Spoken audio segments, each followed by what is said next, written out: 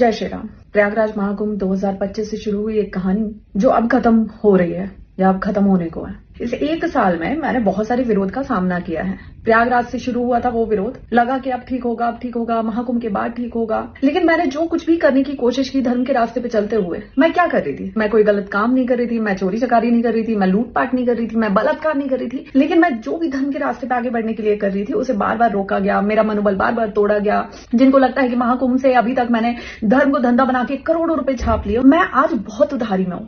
और धर्म में आने से पहले जब मैं एंकरिंग कर रही थी, मैं एक प्राउडी एंकर थी। मैं अपने प्रोफेशन को बहुत गर्व से बोलती हूँ कि मैं जो कर रही थी बहुत अच्छा कर रही थी और मैं उसमें रह के बहुत खुश भी थी। देश से ज्यादा विदेशों में काम करके अच्छा खासा पैसा कमा रही थी। लेकिन यहां आने के बाद सिर्फ उधारी के अलावा कुछ नहीं बचा मेरे साथ। और सबसे बड़ी बात कि किसी का साथ भी नहीं है।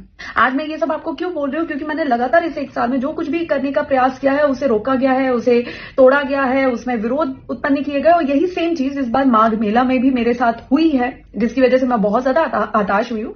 जबकि मैंने ऐसा कुछ भी नहीं किया जिसकी वजह से मेरा विरोध किया जाए। लेकिन विरोध करना शायद हमारे देश में यही एक चीज बहुत आसान है। और एक लड़की के साथ अगर आप उसका मनोबल नहीं तोड़ पा रहे हो, कुछ नहीं कर पा रहे हो, तो उसके चरित्र का हनन करो, फिर तो वो टूटेगी ही टूटेगी। तो भाई आप अपना धर्म अपने पास रखें। मैं कोई मां सीता नहीं हूं जो मैं अग्नि परीक्षा दूंगी। एक साल से जितनी परीक्षाएं देनी थी, जितना जो करना था मैंने कर लिया। अब बस बहुत हुआ।